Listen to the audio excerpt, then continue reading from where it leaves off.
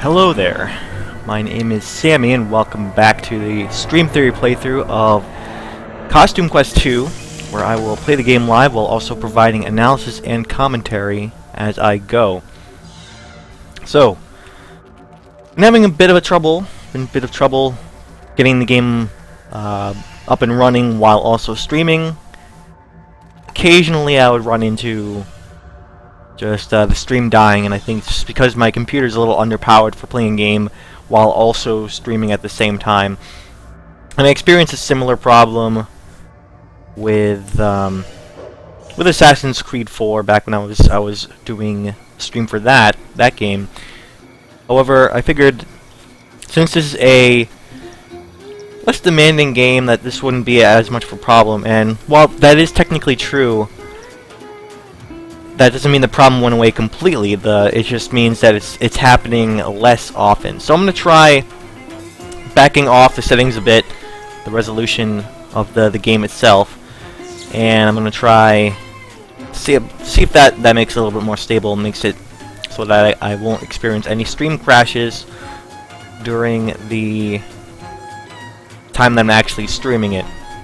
Now, keep in mind that this is like, technically speaking, this is another way that stream changes my experience with the game, because I need to, back off on the settings, so I'm not experiencing it in the same fidelity as I was experiencing it. I was playing without the stream. So that's like just another way. Same thing applies to any other game that I've streamed that I've had to, or at least with Assassin's Creed 4.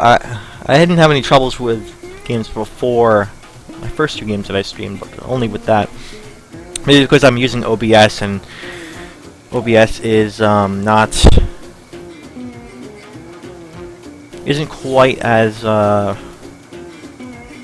susceptible to, or isn't quite as, what's the word, immune to crashing as the old program that I used. I used GeForce Experience, and I think the reason why that one didn't crash so often was because it made by NVIDIA and works best with my NVIDIA card. However, the deal with that streaming program is that it offers me very little in terms of options of how to change my stream or where to put my camera, stuff like that. Alright, looks like the stream is up and running. Can't get my... Yeah, everything looks good. Hopefully it just stays up, that's what I'm saying. So there are also other ways in which a stream can actually change my experience while playing. I think I've discussed that a few times as well. One way is that there might be some time-sensitive things that I won't pursue, certain activities that take a long time, or maybe collectibles that are too long and I won't read on stream. However, I was playing normally off stream, I would probably read those, take the time to read those. Well, a good example of that was the really long text collectibles and audio diaries in Assassin's Creed 4. Mentioned how those are really too long to stream or to include on the stream. However, if I was playing normally, I would probably take the time to read all that stuff. So, just gotta keep in mind that even though I'm doing an analysis playthrough of the game here, it is going to be slightly affected by the fact that I am streaming it, and you have to take what I say with some grain of salt. I mean, it's not going to be totally inaccurate, right? But there's just some things that I'm not going to experience that you might experience normally while playing, and that could change my perspective on the game ever so slightly.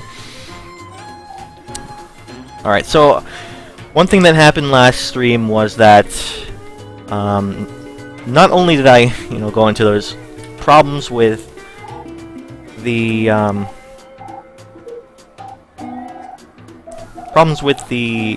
what is it? With the streaming itself, the stream crashing. Well, not necessarily crashing. OBS was still running. It just could not continue broadcasting because of the stress that my PC was under. It would just cut out and then come back after a few seconds. So I could. It's technically not a huge problem if you are watching it live, but in terms of making the archive videos, I would rather the archives of the stream exist as a single whole rather than multiple parts. So because on top of the crashing, I also experienced a weird glitch, or I'm not sure how to define it. It's not necessarily a glitch, it's just a way I was able to get past an environmental barrier. Like right here is where I jumped across to where I was a part of the overworld map here that I wasn't supposed to be able to reach. So I was kind of stuck there. Had to reload the game, and so I lost a bit of progress. I'm not entirely sure how much progress I lost though. I think the only progress I lost was just this little quest here with this band. You can talk to them now. If you want to jam with us, you gotta get a crowd going first. Drum up some interest, or horn some up even.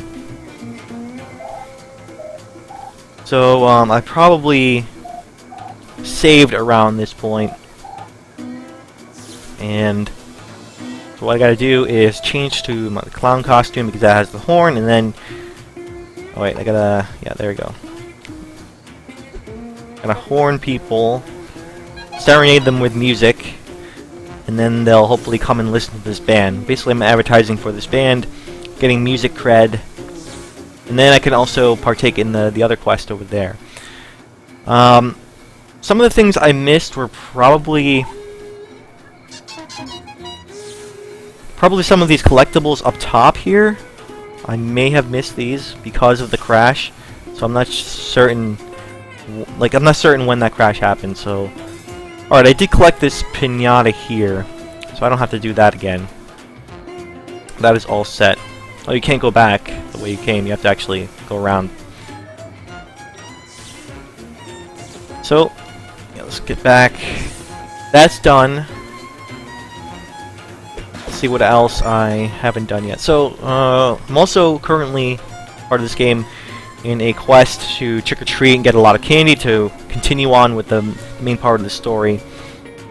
Right now, the main part of the story involves going to these witches in this area, or in this time period, getting to them before the evil dentist can get to them, which is how I believe he used their time powers to be able to wreak all the havoc that he caused in the future, canceling Halloween, causing it to be outlawed, and all that stuff. So I believe that's my first mission, to get to those witches, and as part of getting to those witches, I need to use a raft. It's controlled by some kid, and he's demanding that we get a lot of candy for him. So that's why we're doing all this trick-or-treating quest. He's demanding us to do is to. All right, so here's where the glitch happened. I dropped down here, and somehow I went over the edge, over the barrier. So I don't want to go to the right there. I just want to drop down to the left if I can. If I drop down here, I can easily get into the same problem that I got before, that I experienced before. Alright, so got that pinata there. Let's try and finish up. Oh hey, I was so entranced with these statue kids. They're cool, but they don't make any sound. Yeah, you're right. They're pretty quiet, I guess. You'd be better off taking in a free concert over there. Free? That's my favorite kind of music. Alright, so we just gotta collect a crowd over here as part of this small quest. Another lesson I learned is probably to save often, and something I've kind of been spoiled about lately, because the nature of saving in games has changed in recent years. And this game, Costume Quest, is using a more traditional model of you have to go to a save point, a specific point in the world, or it could be a menu-based sort of thing. That's another type of traditional saving method. Here it's in the world. You go to these fountains, and then your game saves. If you don't actively go to those fountains and save, and something happens, something wrong happens, or your computer powers off, shuts down, for whatever reason, you could lose progress. Now, most games recently are, you know, are saving all the time or every few seconds. They're heavily checkpointed, or they're constantly auto-saving, connected to the internet and backing up those saves to the cloud on servers as part of whatever game service that you're using. So it's very difficult with those games to actually lose your progress. But with a more traditional game, a smaller game like this one, where you are manually saving, it's still possible to lose progress. But I don't think I lost that much. I should be able to get back on track. So not this guy.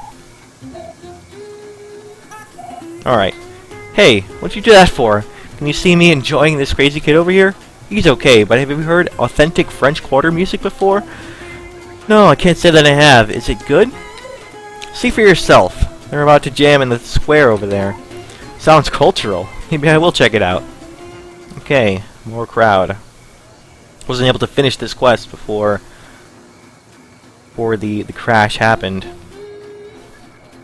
See, the houses over here are also these lit up doors are where I will trick or treat. And do that later on. I believe that there's also a way to get up here, but I'm not sure how that is. I was over here, right?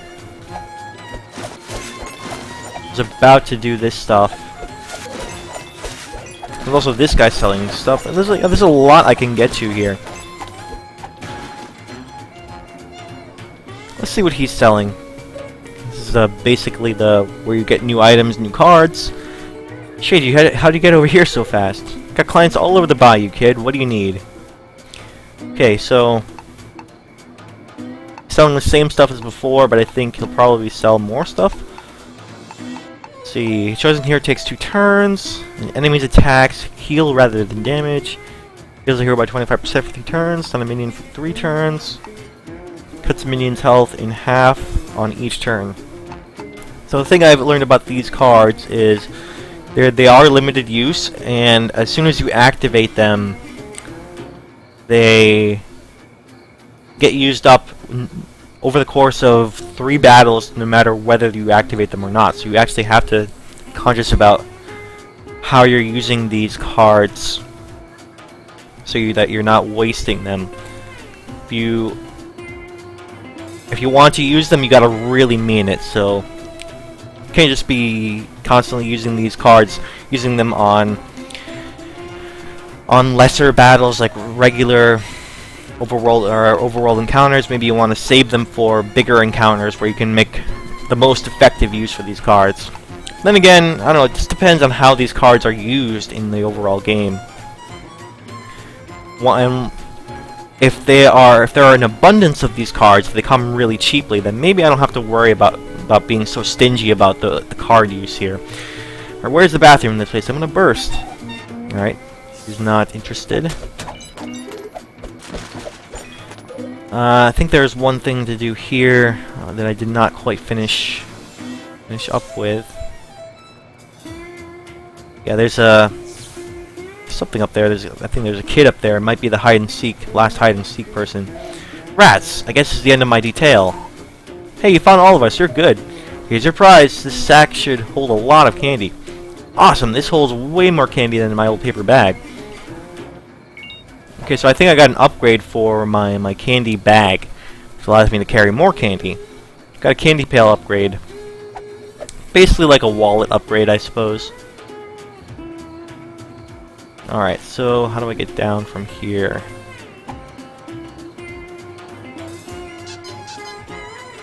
Just go back the way I came? Yeah, I guess I have to. Yeah, there we go.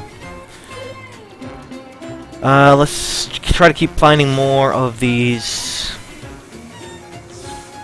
tourists to collect over on the band. Oh, my ears! Can you see I'm waiting in line? Well, there's some live music starting on the other side of the square. No line. Live music, huh? Tempting. But I really want to try this jumbo shrimp gumbo.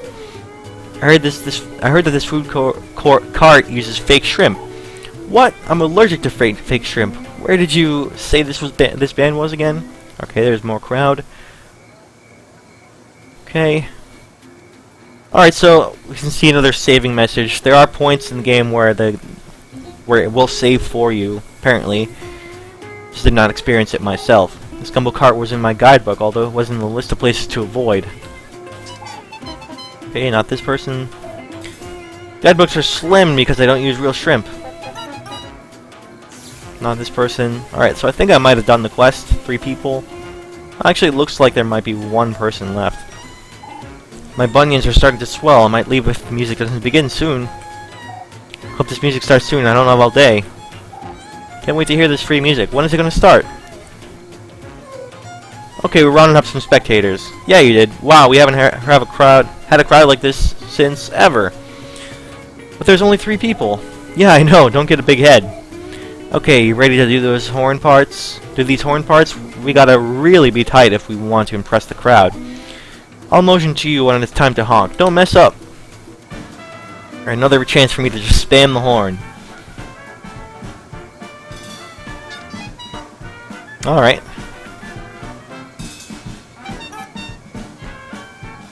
I don't get much time, but I can still jam with them. It actually kinda works. I've never expected a clown horn to be the piece we were missing. You definitely earned your music cred. I bet word will get around. Hey, so now that I have the music cred, I can go to that other part, to that more established band, and use my music cred to... That food cart sounded disgusting, but this music more than makes up for it. That was some authentic sounding music, the highlight of my trip. Great music, better than some painted kid in a box for sure. Thanks for helping us out, kid. You made a name for yourself. Now those gimmicky statues, we'll see what it feels like to have the crowd ball hogged. Not sure what that means, but whatever. It's nice to have all of our hard work pay off. Thanks for your help, kid. You got away with that clown horde, kid. You should do some open mics or something. Alright, so... Do I want to save? Probably a good idea to save often. Okay. Alright, so... Finally making progress again. It's good. I can go on with my regular quest, or I can check out what's going on with the music... This music area, this jazz place. Probably do that. Get everything done that I can in the area before I move on to something new. Like it when there are choices of activities to do, and you're not just stuck with your main quest. If you have a good variety, you know, choose between your main quest and side quests like the one I'm doing, like the ones that I've been doing, as well as adding stuff like exploration in there.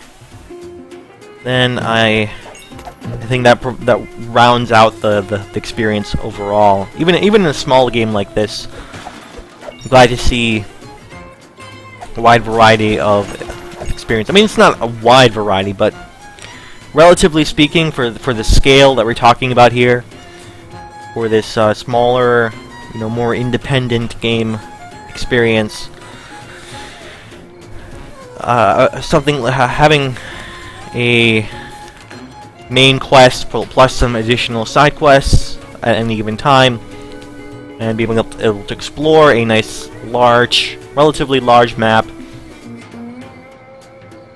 know, finding a lot of those. What are those? The piñatas with candy, being rewarded for that stuff. The hide and seek kids. All those quests, the side quests, add up to a fulfilling experience with lots to do.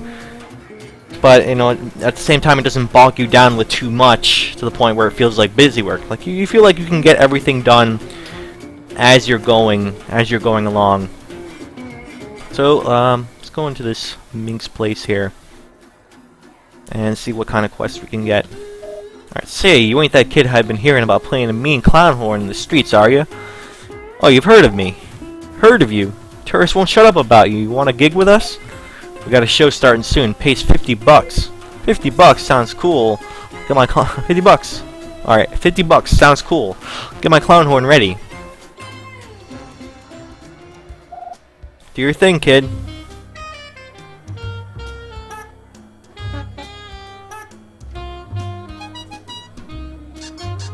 He's letting us freewheel. This is the true jazz experience. Thanks for coming, ladies and gents. I'm Harmonious Mink on the sax.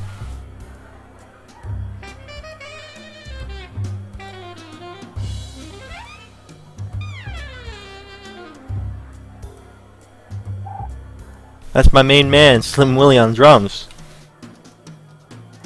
So right now I can't use the horn. Check out Big Daddy on bass. And those sweet clown horn stylings are by the one and only Wren. Make it talk, girl.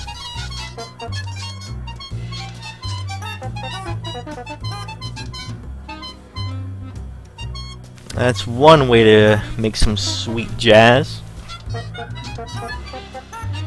Yeah, who knew the secret to jazz was a clown horn? Well, Double Fine, apparently. Double Fine knows the secret. Only a charming, clever developer like Double Fine will add a clown horn to jazz. Wow, kid, that was some sick horn work there. Here's your 50 bucks. You earned it. Thanks, Mr. Mink. It was an honor to play with you guys. Ain't no thing. Sure you don't want to sneak out the back door to avoid the mob? Just kidding. There ain't no back door.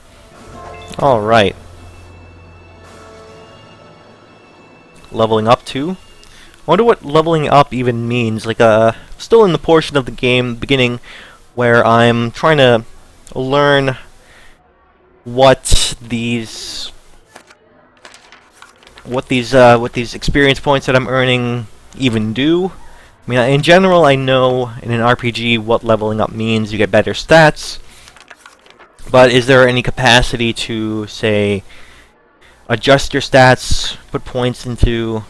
I don't think so. I mean, it looks to me like it's a very simple RPG where you have only a small amount of stats of your health, your attack.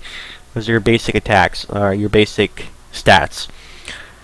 And it's a much more, very simple system, so I don't see why being able to choose points into those two stats is all that relevant. However, you can impact them with the costumes that you wear. That's your main way of customizing the stats of your characters, is giving them a particular costume. So yeah, that seems to be the main way. And it looks like the level is universal for all your characters. It's not individualized. So from what I can tell, it looks to be a very simplistic RPG, very scaled back, and not overly complex, like say Dark Souls RPG system, or all the stats that you saw in that game, or any other RPG, classic RPG. I mean, I could just name them: Final Fantasy, Mass Effect was technically Mass Effect wasn't like an action RPG. It definitely had stats to work with. Dragon Age is another one, recent RPG. So things like that, and then of course they go all the way back to, at the very least, they go back to Dungeons and Dragons and have their origins in the pen and paper RPGs, where you kept all your stats on paper on a character sheet, and you'd use stuff like math to keep track of your stats and add them on top of each other. So I guess that was that quest done, and we are earning experience, leveling up our character. And what that means, not that hard to decipher because of how this is a fairly simplistic game. So I think I want to actually change pterodactyl costume and try something new, and no longer have that candy corn costume. So when I do combat now, I should actually be more effective. Won't have one character who is a damage sponge. It'll actually be someone who is... I actually don't... I thought that was a house to trick or treat, but it was actually way to get back up here. So, just get back down again. Alright, so let's find these last few houses. Trick or treat. Alright, here's one. Alright, trick or treat. Will it be a battle or straight up candy? Alright, looks like candy. Alright. I think right now it's also worth noting that the problems that I'm experiencing, like the crashing happening because I'm streaming the game, putting a lot of stress on my PC, I mean, it's not necessarily atypical of an experience gaming, especially on a PC. There is some troubleshooting that you can expect to happen if you like to play games on PC. And that's, you know, at one point, it's PC gaming's greatest strength and its greatest weakness, because at the same time, you can totally know your hardware that you have and personalize each game to that hardware. You know, adjust the settings to your liking. Do you prefer performance? You want to have like a high frame rate, have your game be really smooth, or do you prefer it to look the best? Those are usually opposed, right? Let's keep battling while I discuss this portion. So, or trick or treating. I don't know if it's going to be a battle, but yeah, it's a more candy straight up. All right, so usually when you're talking about a demanding game and one that your hardware doesn't necessarily have the power to just render everything with all the settings maxed out to the highest level, then usually what you have to choose is, do you want the highest visual fidelity, or do you want the highest performance, or do you want like a in-between with that? So you can choose. If your hardware can handle the game mostly but not completely, then maybe rendering at the highest settings means that your frame rate, the game's smoothness will go down definitely. It'll be impacted by the graphics cards and as well as the rest of your system's ability to render the game. So, I mean, you can boil it down to something like a difference between 30 frames per second and 60 frames, or even more than 60 frames. If you want a high visual experience and setting all of the settings to maximum, then you might your system might only be able to handle 30 frames per second. Here's another one. While if you turn down some of those settings, maybe it's straight up candy again. If you turn down some of those settings, maybe you'll be able to render the game at 60 frames and have a much smoother experience, a much more stable experience. And there's also the issue of compatibility. Some of those settings might not be compatible with all hardware, and you need to be concerned about the game crashing.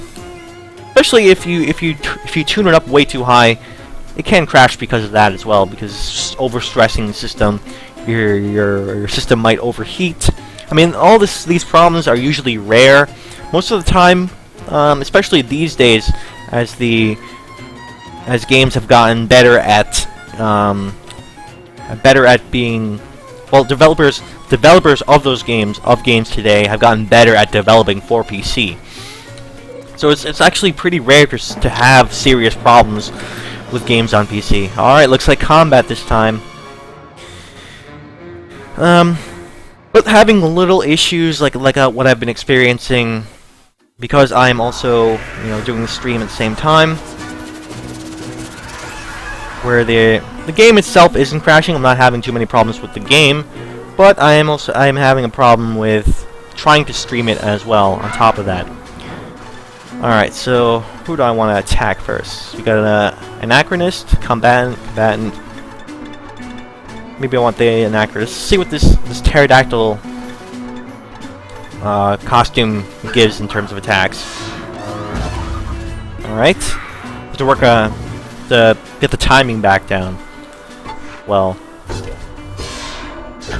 there we go. I got that down pat. Nice. Alright.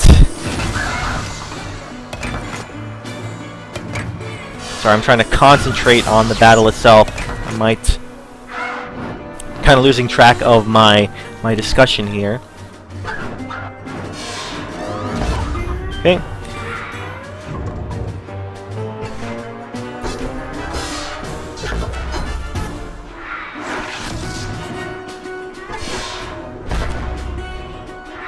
So, yeah, the problems I'm experiencing, not totally atypical. It can be expected as I sort of first starting out the game, trying to figure it out. There can be those minor issues that I have to work through. And ultimately, if you're used to playing games on PC, then it just becomes not a big deal. It's just a little bit bigger a deal for me because I'm streaming it and I don't want it to impact my show here, my performance.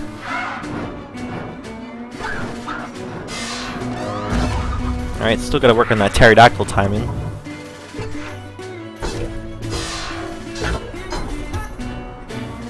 Okay, got it done. I think that was the very last house. As part, I need some water. As part of PC gaming, trying to find those solutions. I mean, the reason why I've been having issues for the first few streams and I haven't been able to just figure it out right up front is even though I am fairly knowledgeable about my system and what it can handle, it isn't altogether clear what will fix the problem. So I just have to kind of experiment, try a few things, scale one thing back at a time until something sticks. I'm missing a house here. There's like one more. I do have a map. Check that out. Okay, so yes, there is. Wait, where is that? There are, looks like 2 more houses somewhere around here. There's one right here. Finish this up. Probably will be a battle. Yep, there we go. I'll try and master, doing the timing, getting the timings right, while also keeping the discussion going. Although, it's not necessarily demanded of me that I be on 100% of the time. I can tone it down a bit while I'm doing the combat, while I'm trying to concentrate on this. Alright. Let's try to get the timing on this correct. Yeah, there we go. Almost there. Now I just need to figure out how to do it consistently. Nice.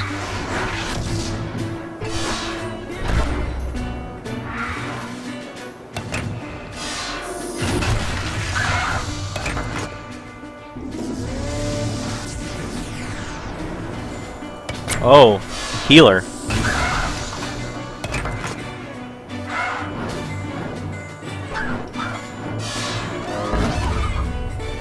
Actually, her special is up. Probably should have tried that.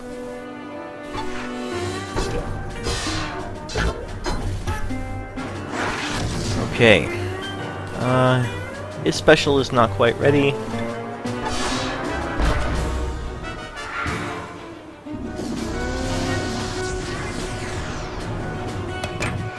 Build back to full.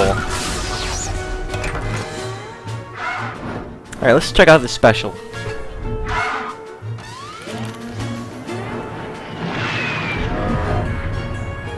Alright, I think I saw that one, yeah.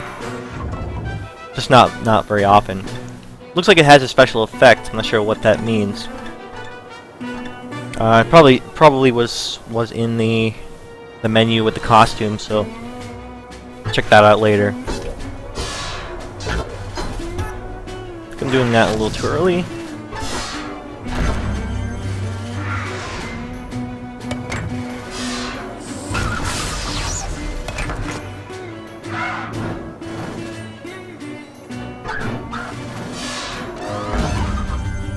Yeah, so one thing I like about the battle system is how, mostly with the way it is presented, in that you become these gigantic heroes, right? Fighting gigantic villains like you are some sort of doing some sort of kaiju battle. like the surrounding environment is tiny around you, it is quite literally makes the battle larger than life, right? Which matches the whole imagination of the kids thing, augmenting their abilities, making their presentation of themselves as their, the costumes are then brought into the real world. Their imagination is allowing their costumes to become real.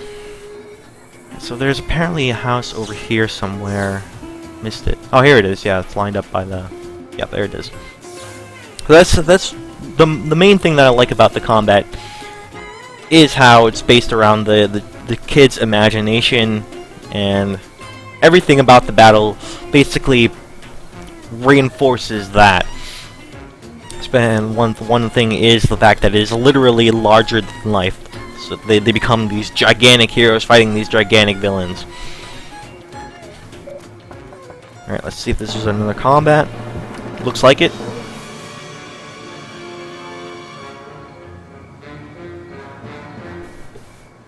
The main thing I originally read about the combat, back when I first played the original Costume Quest, I think it was a little bit more clear back then, because of the costumes that were used at first, was that I read it as a kind of parody, if you will, of the... Let's see what other things we have here. Double candy reward. I don't know, I still have it equipped, right? So maybe they aren't. Maybe they don't get used if I don't actually activate them in combat. I don't necessarily need them for these guys. Well, they'll help make it go a little bit faster, but I don't necessarily need them. So yeah, I read it as a kind of a parody of the traditional turn-based RPG system. It's not just using those elements, but also kind of poking fun at them at the same time. Now, in the original Costume Quest, the classes that you would see there are a knight and a giant mech suit, right? So to me, that read as the game was poking a little bit of fun at traditional classic JRPG tropes, or Japanese RPG, where you'd see either a fantasy style of adventure, or a science fiction futuristic adventure robots.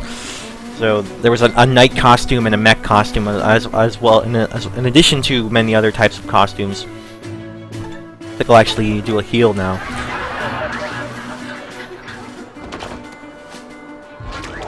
So seeing the kids turn into a mech, or a knight in shining armor, and then applying that to the combat, that was pretty funny, a pretty clever way of twisting the traditional RPG system. Oh no, I was gonna heal. Twisting not just the system itself, but the sort of tropes of those JRPGs. And it's a little bit also poking fun by the fact that there are kids doing it, and it's reduced to a little bit of child's play. The one thing that, on the other side of that attempt at parody, or a Costume Quest in general, as a series, its attempt at parodying the RPG tropes, nice, is that it doesn't necessarily rise above the systems of those RPG games. Especially since it is such a simplistic version of it. I mean, the main twist to it is the fact that it is a slightly more interactive version of the turn-based system. Okay, that's the last house. Let's get this ridiculous pile of candy to Little Bones so we can get to those witches. Oh no! What the heck? That brace face just stole our candy. Hey, come back here, that's our ticket home. Looks familiar. I wonder who that is. Okay, so, find that kid. I wonder, as far as going back to the parody discussion, finishing that up, because of the way the system is so simplistic, it's really easy to get into the combat. However, it doesn't essentially make the combat any better than the RPG games that Costume Quest is technically parodying. And I think the most successful parody is one that not only pokes fun at the subject that it's parodying, but also makes presents a system, an experience that rises above and is actually better than that experience. And you got to be at least on par for for it to make any sense, to be any sort of authentic or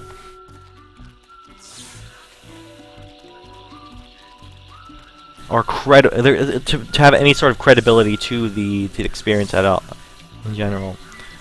Where am I going? I'm not even sure what I'm looking for here. Trying to find the kid, but let's see. I think I'm ready to learn some new combat techniques from Corvus. Talk to Corvus. We have to find the kid that stole our candy, or Little Bones won't let us use his boat.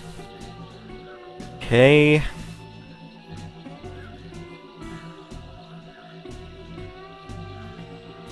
So how do I find that kid? I just have to look around until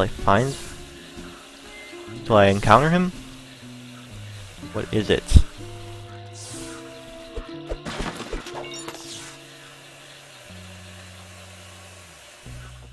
Okay, well, wrapping up the discussion on its parody of RPG tropes. I think that because it doesn't necessarily rise above, in my opinion, at least in the original Costume Quest, the combat got a little stale over a while. It was cute at first, and really approachable, easy to do, and that layer of interactivity, make sure that you aren't totally passive in combat, totally passive in the experience. It keeps you interacting with it, keeps you involved, so to speak. However, after a while, it just becomes commonplace, becomes very what's the word? It just becomes straightforward, not that much of a challenge anymore. So I think that's essentially what sort of foils the parody a bit, is that it can't keep you interested in the combat. It doesn't keep itself interesting. And I think ultimately that comes down to the fact that it's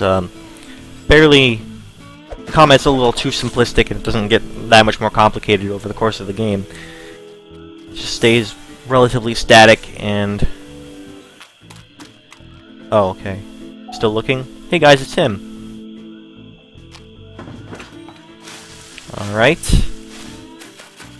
Hey, I already figured out this puzzle.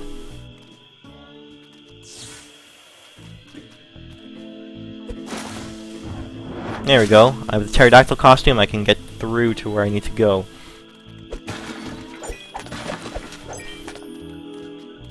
So I guess to conclude, I think, at least with the original Costume Quest, I don't know how it is in this game, Costume Quest 2.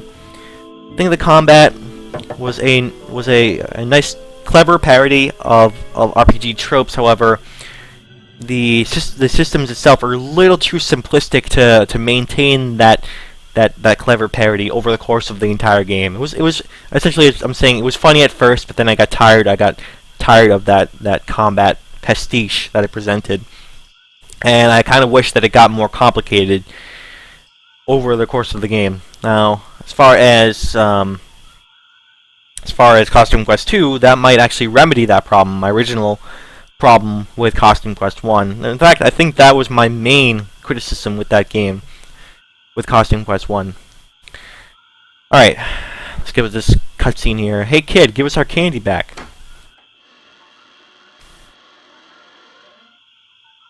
Alright. Oh hey guys, sorry about that.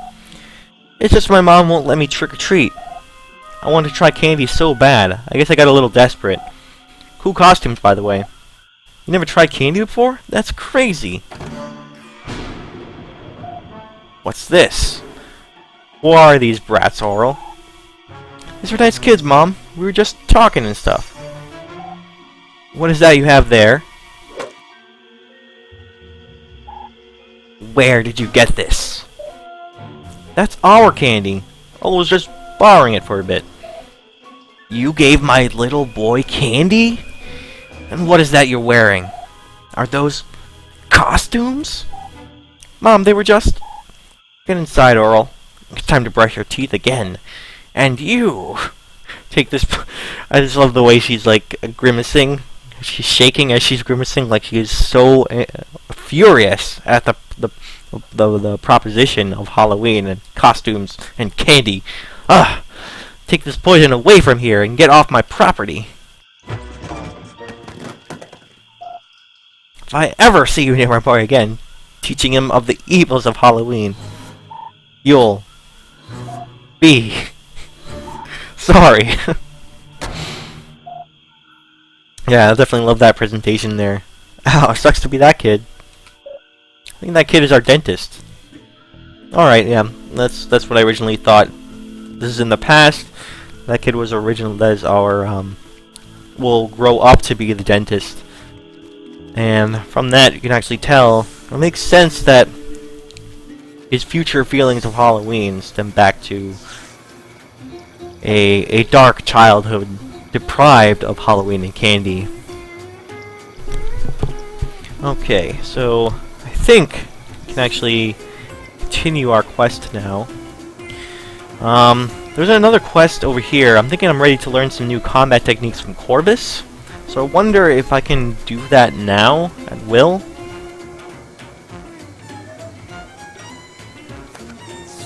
Do I want to try that now, or do I want to just continue on with the quest? Yeah,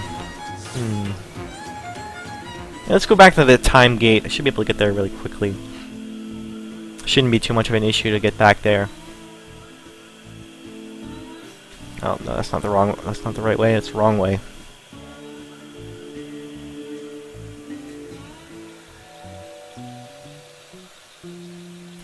So I'm wondering, I'm just trying something out here. I'm just wondering if the time gate is still open to us and we can actually go back to the future. Back to the future. Oh yeah, we can. We can go back to Everett's house at will. We're here, Monty. We'll be right back. So I think I'll be able to talk to Corvus again. These guys say anything different? No, they don't. They say the same thing. So I wonder if talk to Corvus here, he'll show us something new. Look at you, all battle hardened. I think you might be ready to learn more. So I wonder if it's probably tied to our level. As we gain more experience and get higher levels, unlock more combat techniques. We can learn from Corvus over here. All right, let's see what he has to offer. Back to our superhero form. Switch costumes. If you are agile enough, you can get an extra attack in on your enemies before they know what hit them. Huh. Attack me now. If you land a well-timed blow, you will see another opening to attack.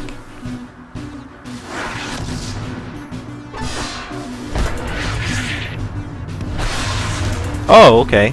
That is completely new. Okay, well at least you got the first attack. You'll have to have better timing to land the second one. Okay. So there are multiple multi-combo attacks now. Nope, got that one wrong. So it's a little bit more complicated now. Almost, it can be tricky. The second attack does not have the same timing. Try again. I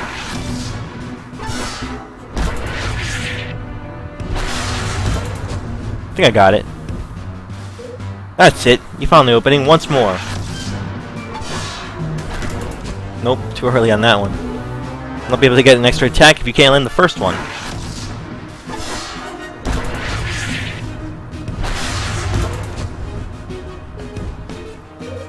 Ouch, those second attacks really sting. I'll need to see it once more before I sign off on it, though.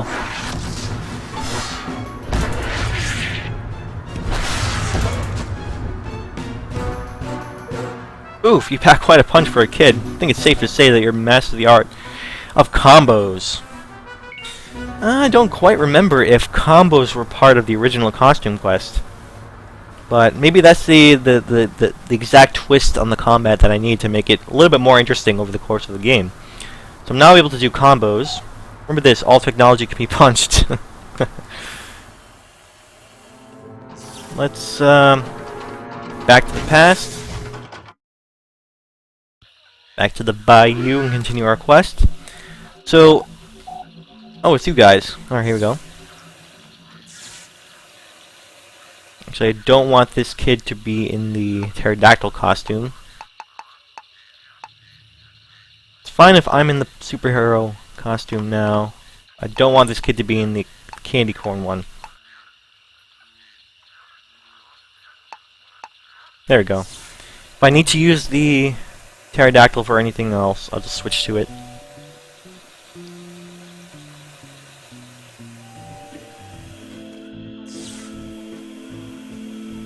Alright, so now back to the main quest. I think I should be done everything here as far as I know. As far as I can tell, it looks like I'm done all of the quests in this area. Here is the pier. Here's your candy. This is the mother lode for sure.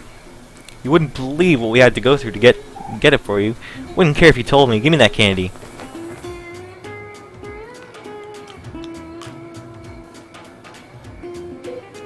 So, ready to go to the witches now? Hey, are you ready to go? What? Oh yeah. Okay, let's go.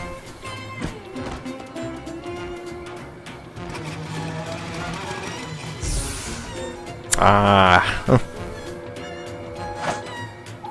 Pulled a fast one on us. That's not good. Can you fix it? We really need to meet those witches. Do I look like a boat mechanic? No, you look like a skeleton. Exactly, and skeletons don't fix boats. Not to overgeneralize. Anyway, if you can find a mechanic to fix it, I'll take you over there. Otherwise, I'll be eating this sweet nectar. Alright, so I know where there's a mechanic already. Thanks to my exploration, I already know in the environment where there's a mechanic. Go straight there. Our friend's fan boat broke down. Can you help us fix it? Of course I can. That's what I do. Couldn't call myself a boat mechanic if I couldn't fix a dang fan boat. Great, come with us. It's just over here. Now hang on just a sec. That's gonna cost you 50 bucks first. Hey, I already did that quest. A quest that got me 50 bucks. 50 bucks? That's expensive. I ain't no charity kid. I got a mouth to feed. Bring me 50 bucks, and I'll have you back on the water in no time. We got your 50 bucks? Here. Ah, we. Now we're talking 50 bucks. Somebody's eating good tonight. Yeah, not us. Can you fix our boat now? Ain't no need for that. All you need is this. Okay. What's this for? I just fixed your boat. Are you serious? We didn't pay 50 bucks for an oar. This thing is only worth like 20 bucks. That's true, but it costs $30 for labor. Labor? What labor? Ain't got no time. I got no time. I ain't got time to explain the intricacies of my business, kid. It's complicated. Besides, we're closed now. 50 bucks for an oar. Man, that's one thing that I'll always miss about Double Fine games when I don't play them, when I'm not playing them, are its sincere sense of humor. The clever writing, the jokes that are actually funny. Pay the guy $50, paying a mechanic $50, and he gives you an ore for a boat so that you can. Yeah, that definitely worth a chuckle. Hey, little bones, we got you an ore. This will work, right? Oh, hey, you found my ore. I was wondering what happened to that thing. Won't be as fast as the fan, but it'll do. Let's go. Okay. So what's next in store? New area, I'm assuming.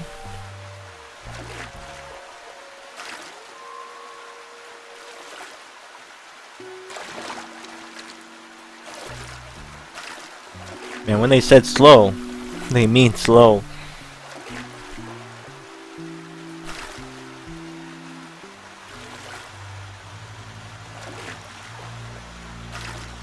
Alright. I guess one of the things I wanted to discuss when I first started playing Costume Quest 2 on the stream was maybe the legacy of Double Fine games that I played thus far. You know, from that developer. Bringing that knowledge into this game, and that also colors my perspective on this latest game itself. So I think it's important to discuss, you know, the Double Fine games I've played in the past, and maybe how that might impact my view on the games here. Those witches of yours live somewhere on this island. Good luck finding them. This is my stop too. I'm out of here. Feel free to use that boat. It wasn't mine anyway. Alright. And apparently the propeller's fixed again. Yay. Okay. So, is there a save point nearby?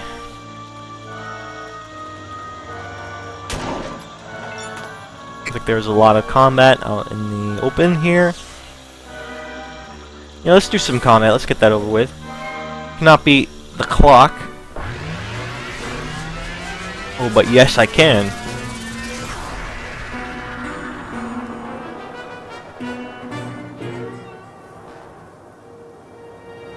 Okay, they're all the same enemy, except one is slightly weaker.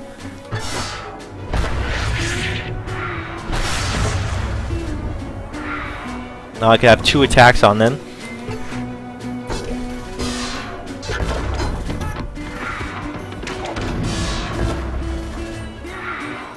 Second attack looks like it's slightly weaker, but it's still bonus damage.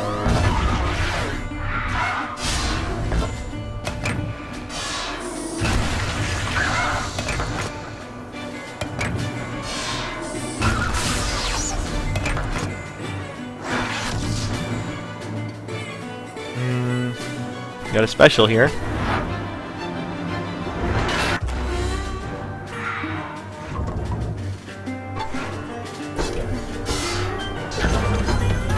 So I wonder if you can do an amazing for both.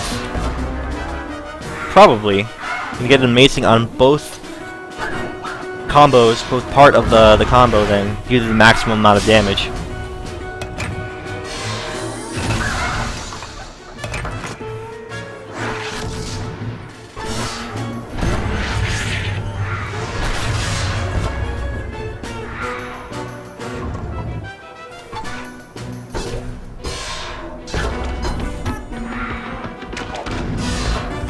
I think I did that a little too early. Way too early.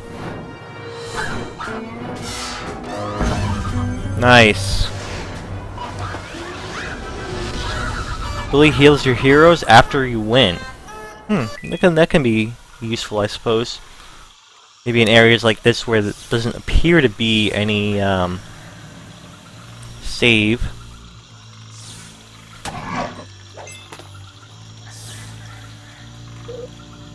Cannot beat the clock.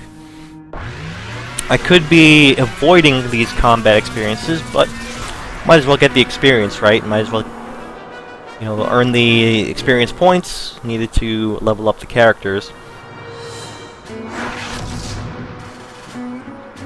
Let's focus on the middle guy here. Ah, I missed that one.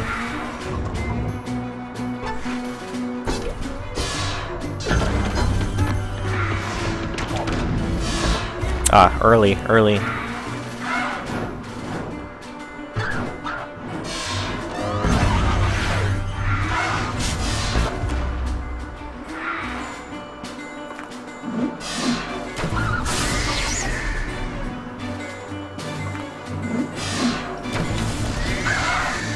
Looks like I'll need to do a heal soon.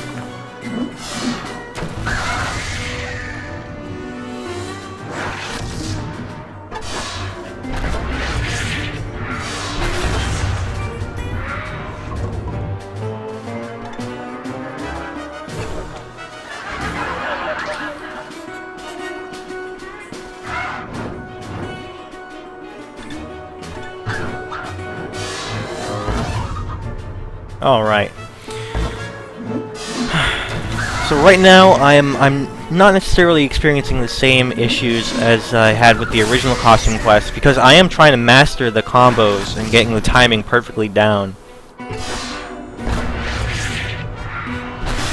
So adding that element of combos and getting that extra little boost from timing it perfectly makes it all the more interesting to try and master.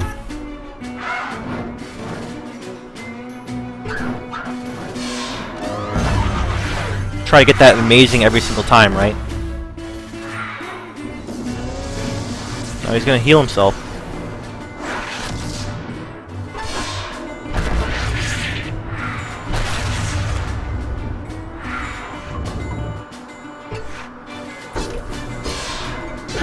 There we go.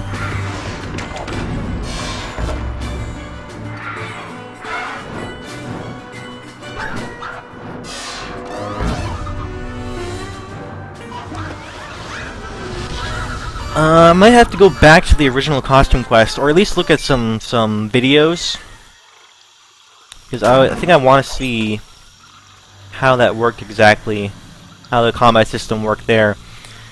I believe the timing-based element was part of it, but I don't think it got as complex as adding combos to it. I think it was just the timing portion of it. And after a little while, it was very easy to master that portion of it. Though, I could also be misremembering it, and there was no timing portion to it either. It could just be straight up selecting attacks from a menu. I shouldn't commit to an answer either way, because I don't want to present any inaccurate information. All I know was that the combos were definitely not in the original, and that definitely presents a marked improvement to the combat. Gets me more involved, trying to figure out the timings for each of my attacks here. For each of them, or at least each of my costumes have different attacks with different timings, so it's all about mastering that stuff. Alright, let's get out super right away.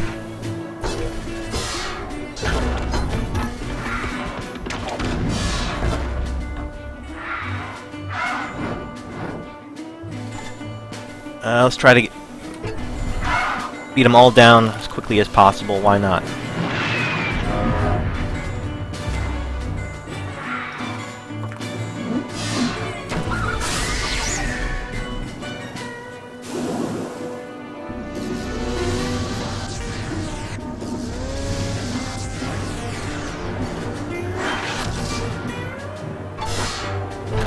Ah.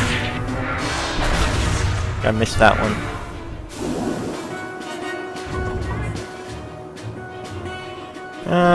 Okay. I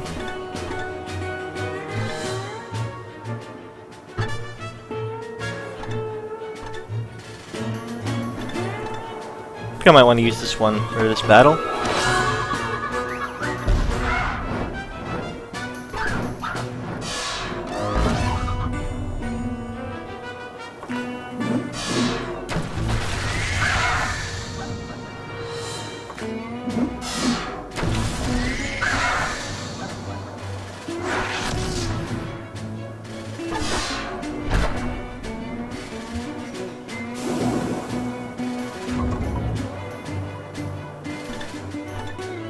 I should be able to get to the fountain right away, so I don't think I need the heal right now. I'll save it for later. And I'm a little bit more desperate.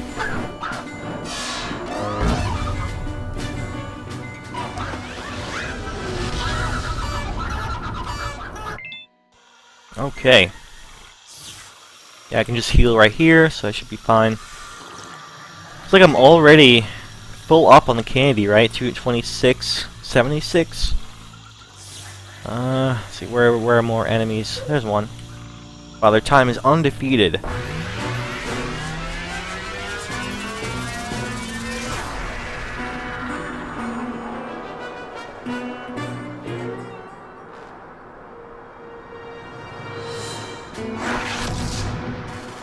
Alright, I think focus on creepy treats, 3 battles left.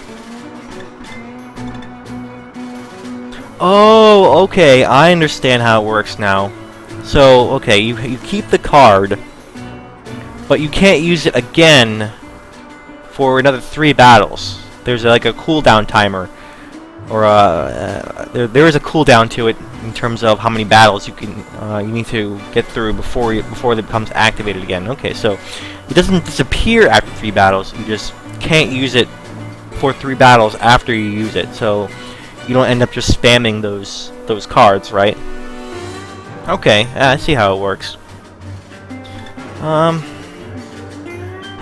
don't think I need anything here. Yeah, now I understand how everything works. Nice, amazing. I'm not sure if you can get amazing on the second part of the combo, but maybe I just haven't figured out the timing perfectly.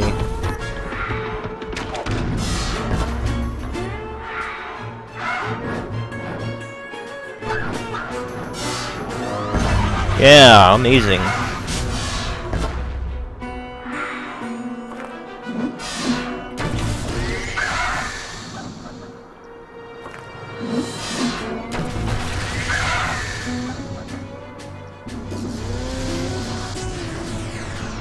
Dang, that's a lot of heal.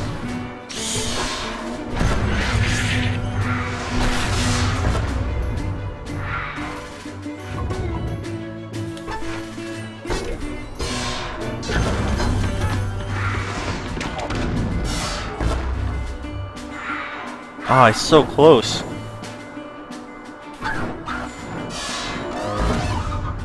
There we go.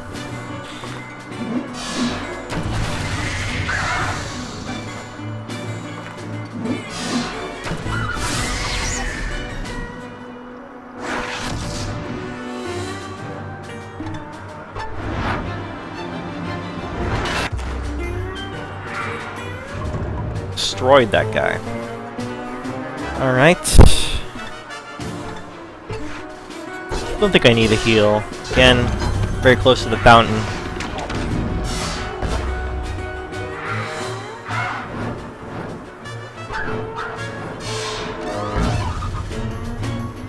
You know, that might actually present a sort of broken element to the combat experience, in that you don't necessarily need a healer, because you can just, after every combat, you can just simply go back to the fountain and heal back up. So the need for a healer is greatly diminished in this sort of game. Maybe these guys don't ever stop appearing. Maybe they just constantly. I'm trying to see if I can defeat all of them, right? But maybe they're just in this part of the world, no matter how many defeat. Could be the case.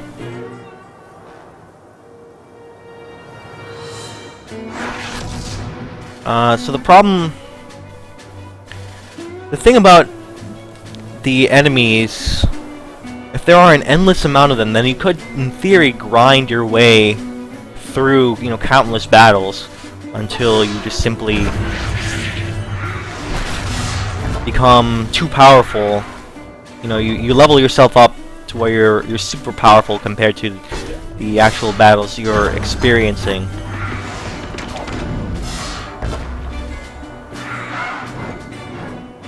So that could be an issue with the game balance that developers would have to work out.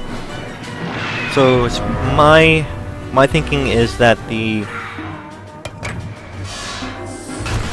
there are a finite number of enemies, so that you can't, say, exploit the essentially infinite experience if you just keep doing battles after battles after battles.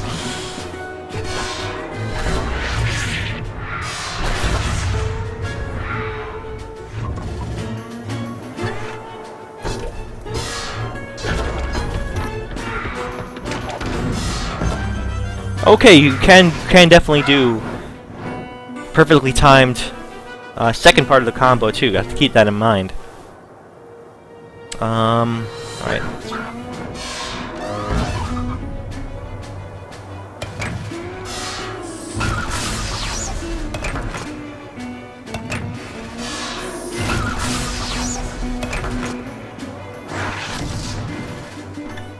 Back to this first guy.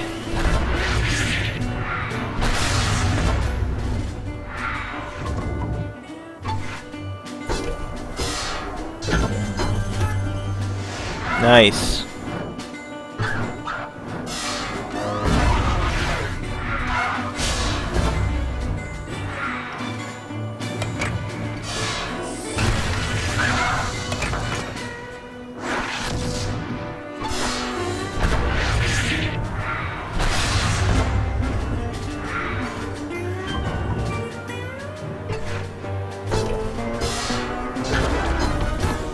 Come on.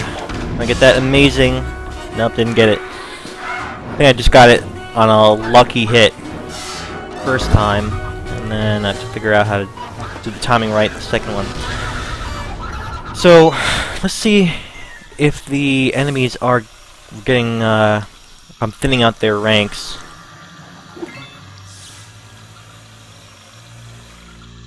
Seems like I might be. There are 2 of them now, and there were 3 of them before. Oh, I don't know, I'll have to... That might just be the second one. So if there are only a finite amount of these enemies here in the overworld, then that essentially limits the cap of my experience, or it limits and caps the amount of experience that I could potentially receive by doing these battles, and then you're kept within a certain maximum range, so that developers can keep combat experiences, especially boss battles, balanced. Like, they have a general idea of how powerful you will be.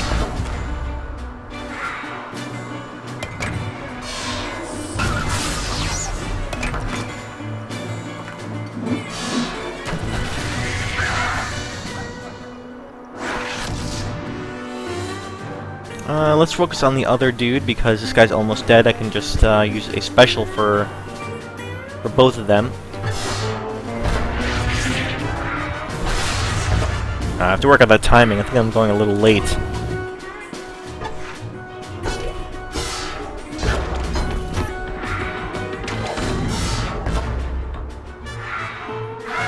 So why is balance important? It's making sure that the enemies that you're facing are within the possibility of you defeating them is important. You don't want to get frustrated if you can't beat them, if they're just too powerful. At the same time, you don't want to feel like you're crushing them, that it'll just be too easy at that point. You don't want easy experiences, because that'll just get boring over time. You want to have some level of challenge over the course of the game.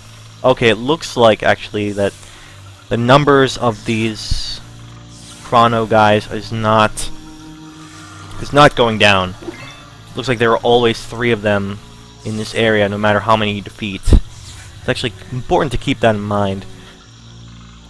So there is an infinite amount of those guys you can battle, and with that in mind, you can actually grind out experience points. Okay, depraved mole. Guarding this pinata here full of candy. Maybe I want to actually activate the double candy reward card on this one.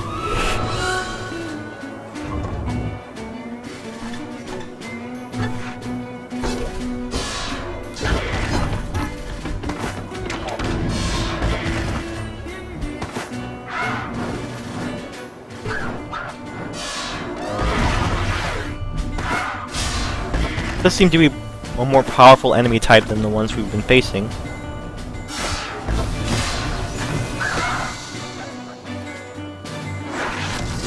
He's like a special sort of a boss, but not quite. I think that more of a mini boss, as you know, using typical video game terminology. He's a mini boss.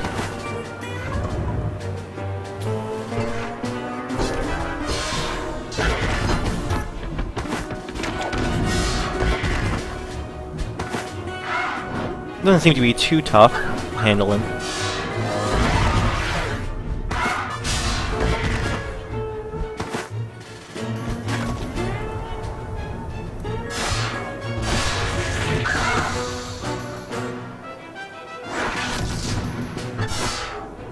There we go, there's an amazing.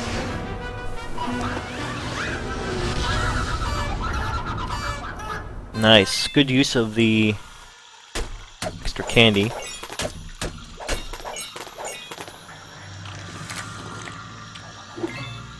Okay, so if you max out on candy, then what happens is you can actually eat them for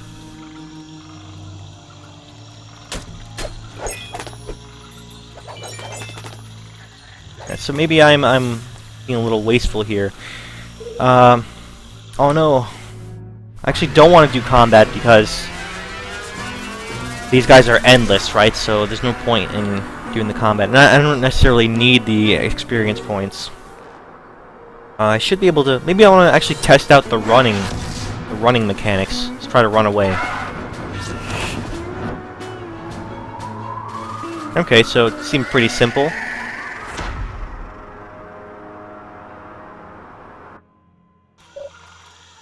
Try to run.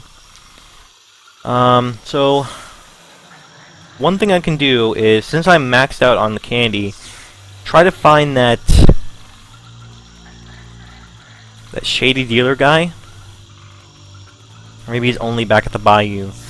And then invest my candy, put it to good use rather than letting it go to waste. Because if my wallet, my paper bag here, is full up, then I can't pick up any more candy. So maybe that's what I want to do. Good thing the propeller is fixed. Get back much faster. So I'll find that shady guy. Buy him out, essentially.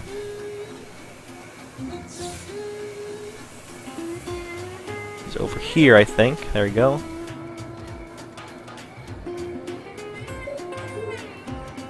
Alright, so what can I buy? Buy a map, sure. So now I can actually buy upgrades for the clown one. Superhero upgrade, too.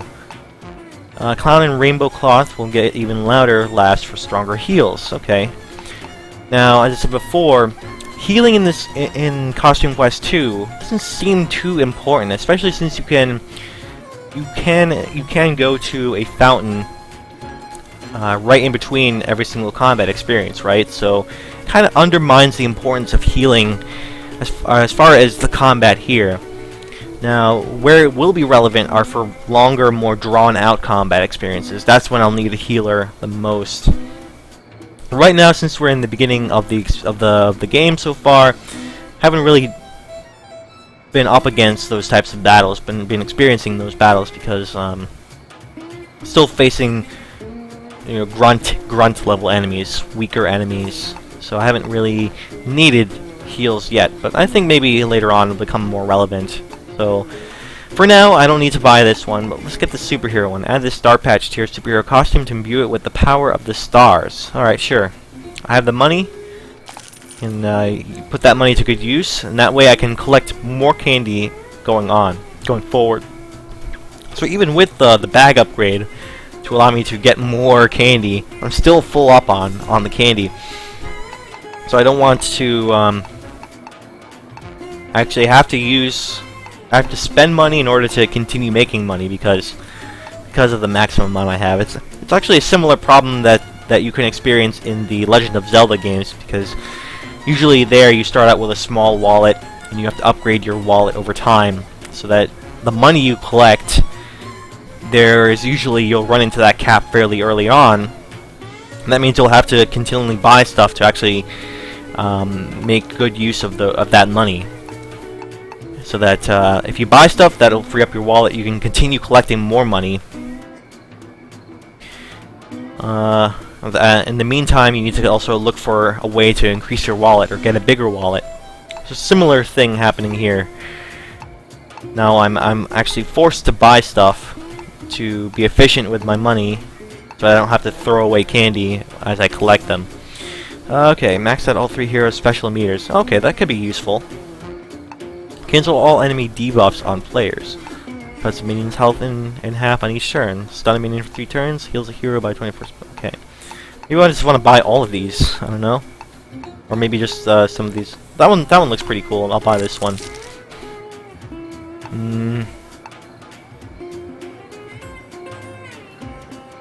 Interesting. This one might be useful. Stunning.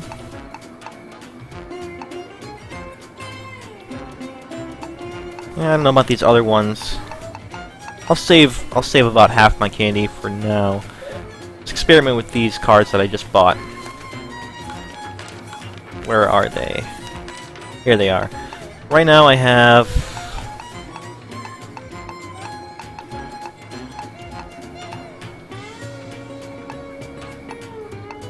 Ghost Munch. Haven't really used. I really like the creepy treats, or the Snickets. Yeah, the Snickets. Like having double candy. It's pretty cool. Stun a minion. Single full heal. Splash damage on all attacks.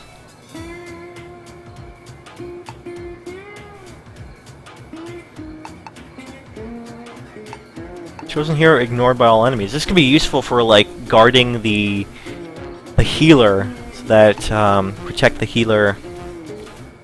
Make sure you get that heal going. Amazing attacks are much. Oh, that's what amazing attacks are. Maybe I'll actually want to use this. This looks like this one increases the time window, the opening necessary to make the amazing timing and make that happen. So maybe I want to actually use that, especially during more critical battles. And let's use the stun is actually look pretty cool. I mean, the attack damage itself. Yeah, I think the stun can be pretty cool. Let's get back across. Oh, my new costume. The upgraded version of the costume, it looks different. That's a nice little touch. It's not just a menu-based thing. You buy it from the dealer, and then your costume is automatically different. Like, it's actually an aesthetic representation of that, so you know that you have the upgraded version too. Okay, let's save and get on with the show here. Get to this area.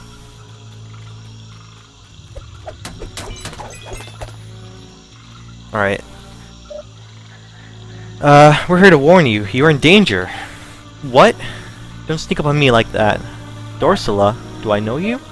No. Never seen you before. And why are you trying to rile me up? Let me roast my marshmallows in peace.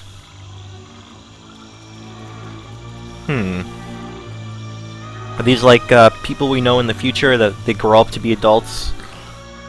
Possibly. Something like that. I'm not sure if I remember who these people are. Hey, kids. Or, hey, kid. You guys are in for some serious danger. From what? How'd you get here anyway? There's a dentist coming to steal some sort of talisman from you. Why would a dentist want our talisman? That's ridiculous. My dad has been guarding the monster gate since he was a kid. The last thing he's worried about is some stupid the last thing he's worried about is some stupid dentist. Ha! I guess maybe these guys grow up to be important in maybe like the first game. You saw these characters before. I don't quite remember the details of that, but it's fine. Let's talk to these people. Excuse me, ma'am. You're in a super big danger right now. Oh, I know this place seems creepy, but we lived here for years. Nothing to worry about. Do you want to join us for some barbecue? You guys aren't getting it. Our dentist is coming from the future to steal your talisman. I don't know how you know about the talisman, but I can assure you one thing. These burgers are delicious. You guys should join us. Excuse me, sir. I need to tell you something. Hey, little one. Does your mom know you're out here? Thanks for your concern, but this is an emergency. What's the big emergency, then? Our dentist, he's crazy. He made some sort of pact with a time wizard, and he's headed right here right now to steal the talisman from you. Dentist, huh? Well, I can assure you that we can handle any dentist that comes this way, kid. Now, can I interrupt? Can I interest you in a gator burger? We have plenty. Okay. Why don't you guys listen to me? Halloween is at stake. Calm down.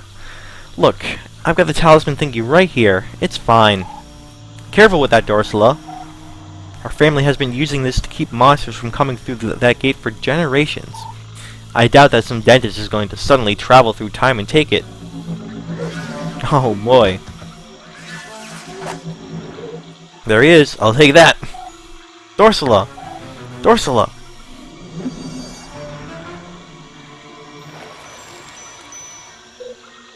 Silence. Dispel magic. I saw you did it to the future, Dr. White. We aren't going to let you destroy Halloween. Let me? I've already done it. Say goodbye to your disgusting tooth-rotting holiday.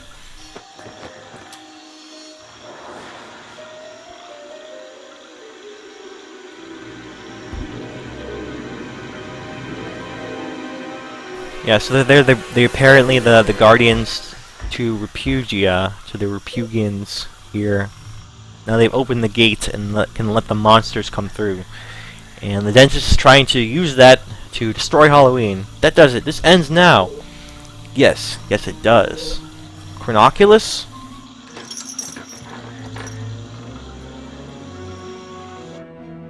Oh no, we're gonna do about boss battle right now. New costume is nice.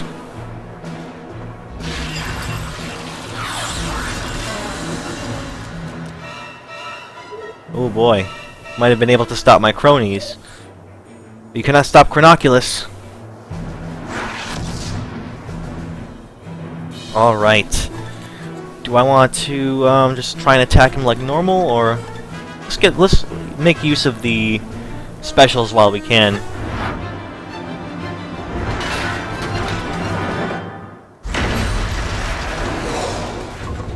That way, when I do my regular attacks, I can build up the specials yet again. Really use a treat card. Maybe I should save the snickets for this boss battle. Let's activate the splorts then. Amazing attacks are easier. Alright, let's give this a try. Yeah, there we go. Amazing. There we go. I like the splorts.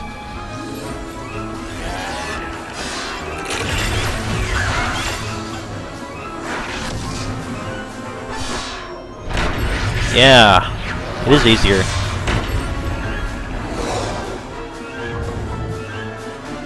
Okay, regular bounce attack should be fine.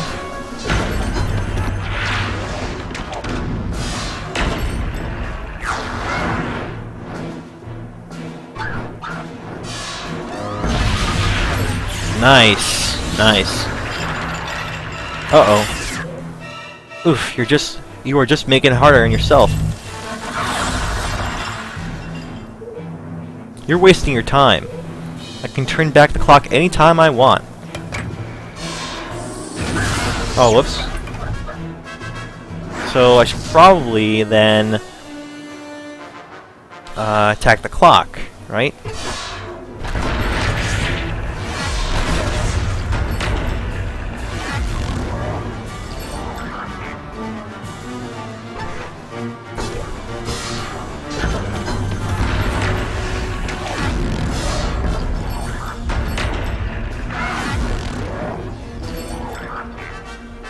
Alright, let's get rid of this clock.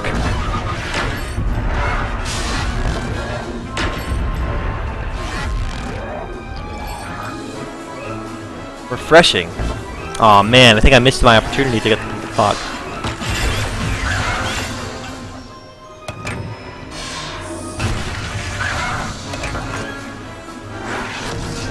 Alright, so probably want to get rid of the crony.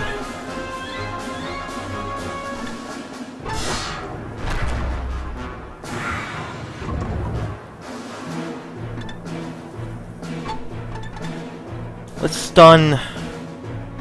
Actually can't use it on him. Alright, never mind, I won't use the stun.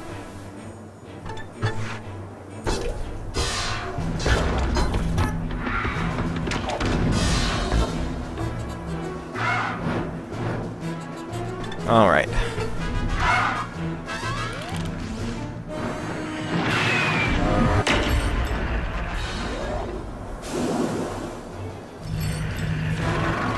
Time freeze. Alright, Reynold looks like he's frozen.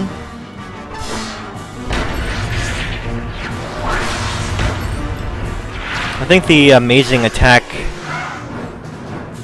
being easier, I think that's worn off already.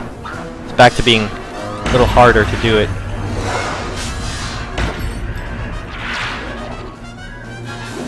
Maybe it hasn't. Maybe I'm just messing it up on accident.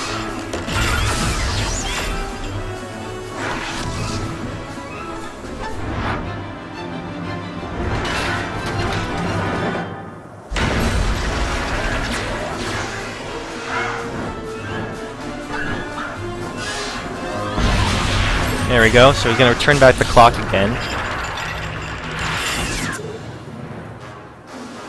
The more of me, the merrier.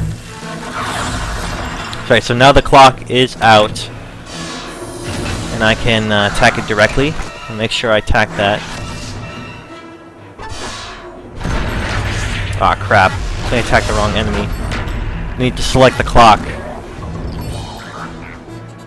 Yeah, there we go. Select the clock. No, my timepiece! This battle is actually pretty cool. I'm naked without it. Alright, just defeat Chronoculus? Probably. Sure.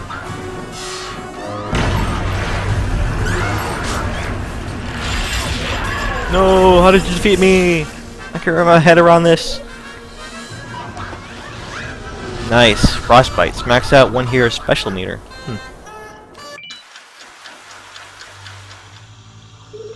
I didn't foresee that outcome. Oh well.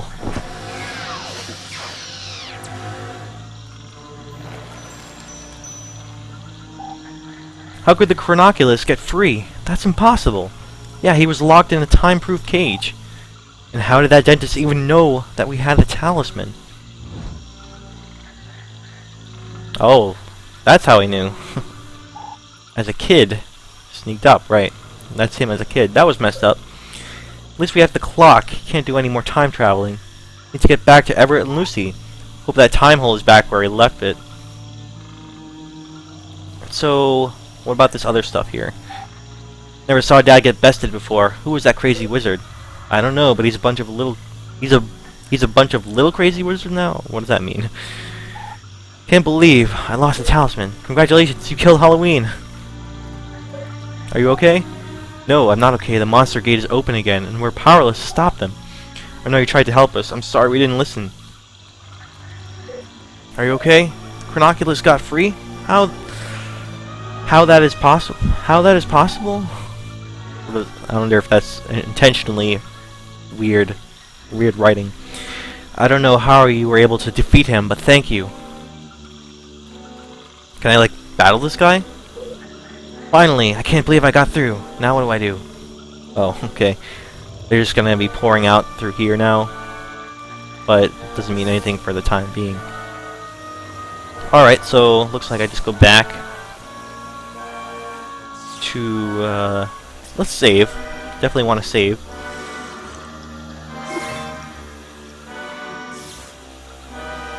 Let's go back to the original time portal.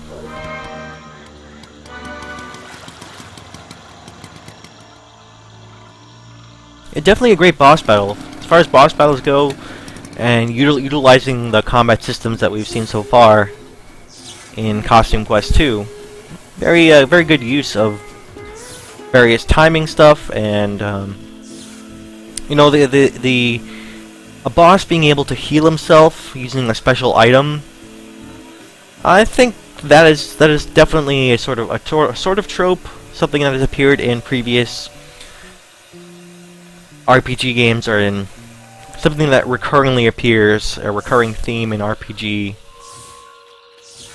combat systems, or especially boss battles, or like bosses that can heal themselves. They have a special item that then you have to attack the item so that you stop their self healing. The way it works in that particular combat sequence, I think makes the combat made that battle much more interesting. Add a little twist to it, kept it going. It wasn't just as straightforward as say lowering the health down to 0. So just because it is borrowing something that other boss battles in other RPG games have done before, doesn't make this battle any less interesting. I think it works quite well here, and it's also utilizing a sort of in-world justification for that. He's winding back time to restore his health to before he was damaged. Clever way of motivating that sort of self-heal. Time hole is somewhere over here. Where'd it go? Uh-oh. Uh-oh, what? I think we took the clock... I think when we took the clock from Chronoculus, we made it impossible for Everett to steal it from him in the future. So, can't we just use it to open a new time hole? Maybe. Nope. I don't know how to work it. Does that mean y'all trapped here? Cool. We can hang out more. No, it's not cool. We need to get home. I know. What are you doing? Oh yeah, that's genius. Why did I think of that? Hey Monty, I need you to do us a huge favor. Sure, what? I need you to remember where I buried this clock. Do I look stupid? You just buried it in front of me. How could I forget? I mean, you have to remember for like 20 years. 20 years? Why? Because in 20 years, our friend Everett is going to live here. You need to tell him that this clock is buried under his house so we can get us out of here. Okay, Everett. 20 years. Got it.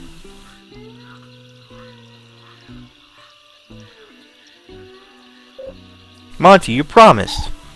What? I will. I promise. I won't forget. Sheesh. You did it. Thanks, Monty. I did? Well, I told you I would. I guess this is goodbye, Monty. Thanks for everything, Monty. Yeah, that's a very clever way of a roundabout way to restore the time gate here. Make sure Everett gets it in the future. Bye, guys. It doesn't have to make total sense as long as it's funny. Hey, guys. We know you're able to stop the Chronoculus. That was good. Dr. White won't be able to manipulate time anymore, but nothing here has changed. So, he must have still stolen the talisman, huh?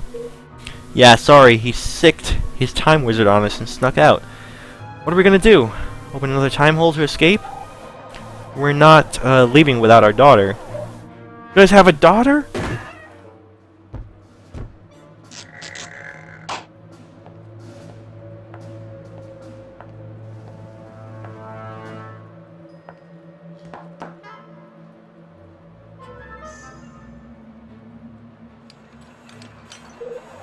Costume violation, costume violation. Guards, get this infernal thing out of here. Yes, Dr. White. Bring me that clock! No, you will never use this again. Lucy, what did you do? We'll be stuck here forever. You should not have done that. Guards! Take these two away and throw the book at them. Throw a book at them? What book? Just put them in jail, you imbecile. Lucy, Everett. Looks like these two little lawbreakers need an education. Enroll them in the Tooth Academy at once. Ow, hey! Hey, get off me, you smelly grubbin. Those kids look familiar.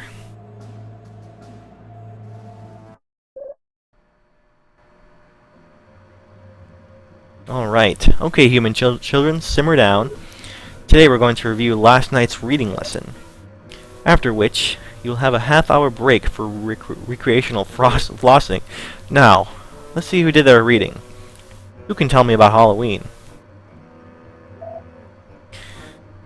Is it a hall where they keep weenies? No, Bert. It is not a hall where they keep... It's a fart! Haha! Duncan, no more outbursts from you. Hee hee. What is Halloween? Sigh, I know. Okay, new kid. Remy, is it? Tell us about Halloween, please. Halloween is the best holiday ever. Everyone gets to wear awesome costumes and you get free candy. Wrong. Now I can see why you were sent to the academy. You need some serious education. Can someone tell Remy what Halloween really is? It was a night of evil where parents trick kids into eating poison. I like how there's one little kid in the corner there sleeping. Well done, Laird. You did a reading. You get a gold tooth. Thankfully, Grandfather White did away with the evils of Halloween long ago. Now, who can tell me about the ill effects of candy on Halloween? Makes your teeth fall out? Good, what else? Poisons your insides and makes you die. Bert, great comprehension. What else? Yes, Remy? I'm Wren, not Remy. That's what I said. Anyway, what's your answer? Candy makes kids happy. It's chewy and yummy and gooey and amazing. Do you even know what you're saying? You risk staining your teeth with these preposterous lies. If you don't remember the lesson, then don't blurt out random gobbledygook. Okay, class, next question. How did Grandfather White liberate the Repugians? Oh, he lured them out with candy. Wrong. Anyone else? He farted. Ha ha ha. Duncan, one more outburst from you and it's detention. Hee hee. He stole a witch talisman and used it to make the monsters do what he wanted. Yeah, like teaching this stupid brainwashing class. That's it. You and subordinates will go down the hall to detention at once. Happily. Alright. So let's, I think I'm gonna finish up here. And I think this is the perfect time to call an end to this portion of my playthrough. Call an end to the stream here. So I'll just get through this last bit of dialogue here, talk to some of these kids. Copied off Chendana. Don't tell. What are you doing back here? I told you, kid, to go to detention. I think Bert is cheating off me. Say hi to Hallie in detention for me. Duncan said fart. Haha. Haha, you got detention and I didn't. Everyone says I drank the Kool-Aid, but I don't know what that means. ZZZ. Sleep. Or, it should probably be just like a snore.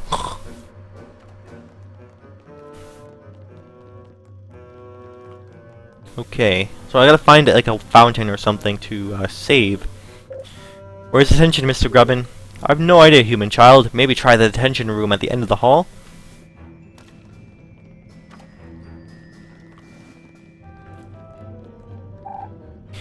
I told the teacher that I had to use the bathroom, but I really just wanted to wander the halls. Tooth Academy, huh? It's locked. So as soon as I find a fountain where I can save, I think I'll, it's supposed to be in detention, but I like it better out here. Okay, I think it's right over here. It's locked. Oh wait, is this it? Yeah, here it is. This must be detention hall. that's a pretty cool poster. Like a typical poster of a dentist, or a typical poster of a what to call it, a monarch, not just a monarch, a dictator, right? This is a dentist dictator. That's pretty pretty neat little touch there. More troublemakers? Have a seat next to Hallie. Face forward and don't make a peep. Okay. Hey guys, I'm Hallie. What are you in for? We told the truth about Halloween. I guess that's not allowed here. Me too. I told them that costumes are awesome. I can't help it if they are. My dad even made me a rad superhero costume once. We had to keep it in the shed because it's illegal. Wait a minute. Is Everett your dad? Yeah, do you know him? He's our best friend. We went to school together. Quiet! Oh, Wren and Reynold. My mom and dad won't shut up about you. They said you were going to help save us. We tried, but Dr. White took our stuff and threw us in here. And his guards took your parents away too. Sorry, Hallie. What? He got my mom and dad? We have to go save them. Hallie, join your party. So now we're actually working with the daughter of the friends that we had in the original game. Very interesting. Now, how do we get out of here? What is it, human child? I'm trying to update my profile. I feel sick. Can I go to the nurse? Sick, huh?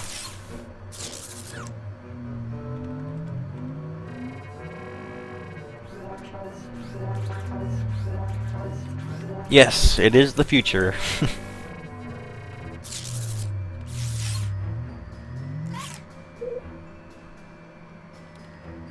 These readings show no signs of illness. You're fine.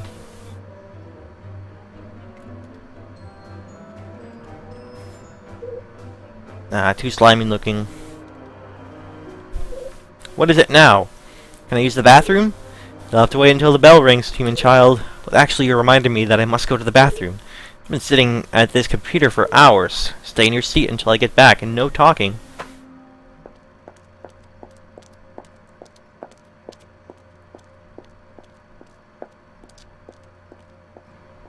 Alright. Get to a save point soon.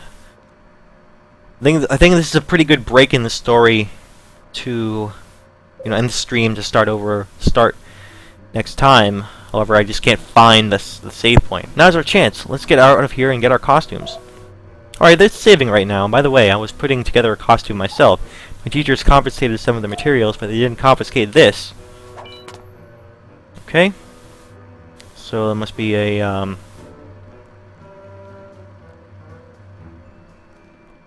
Right now I have an action to raise my hand. Let's see, that must be a costume to costume plan. Okay. So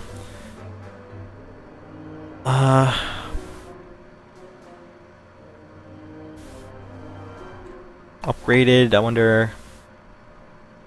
Okay. If there's anything new. Pterodactyl.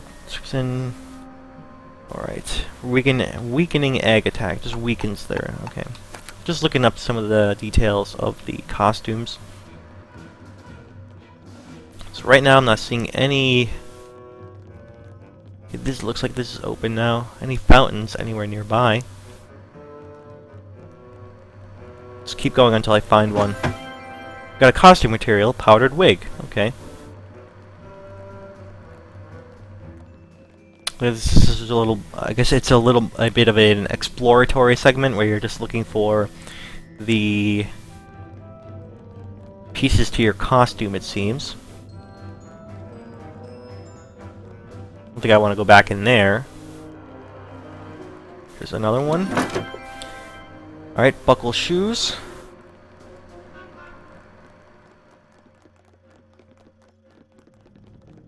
I shouldn't come back in here, right?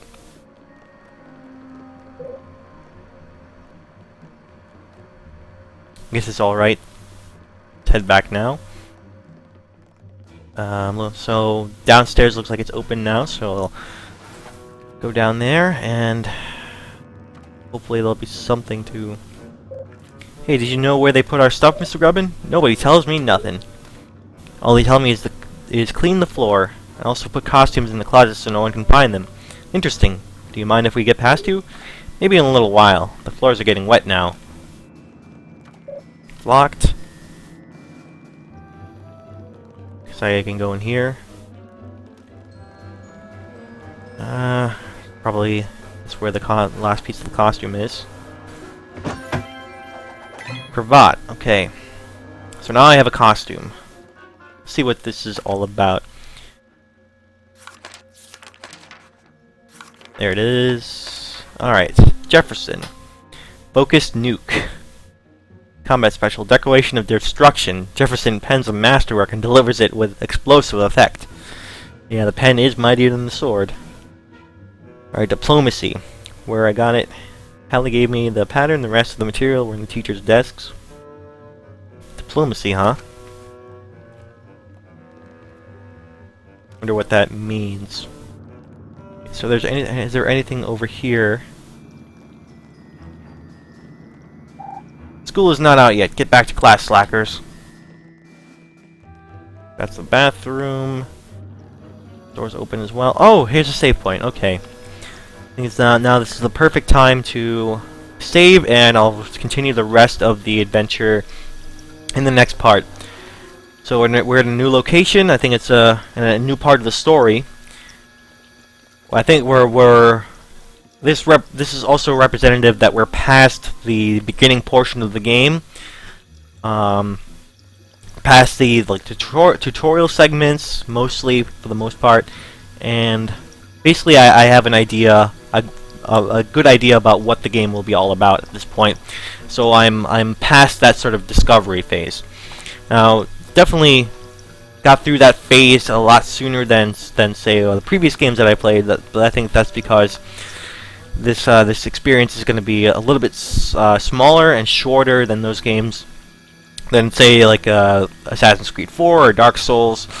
Those were very long experiences. So the discovery phase there was proportionally much longer. So here we're in the thick of it. We are in the meat of the story. We're in the middle. But of course I don't know exactly how long it'll be. So if it goes too long, I'll make that point. But right now I think we're going at a smooth, steady pace. New interesting stuff is happening, and look forward to playing more of that stuff going forward. More of the experience and checking out this Thomas Jefferson costume. Alright. So with that, I'll say thank you very much for watching. If you want to watch the archives of this playthrough, go over to my YouTube channel, which is youtube.com/yamstersam. And if you happen to be watching there already on the archives and you want to watch live, go to my Twitch, which is twitch.tv/yamstersam. And you can also, of course, follow me on Twitter @yamstersam. So check out all of that stuff and follow my playthroughs. And with that, I will see you next time. We can continue the game then. And yeah, see you later.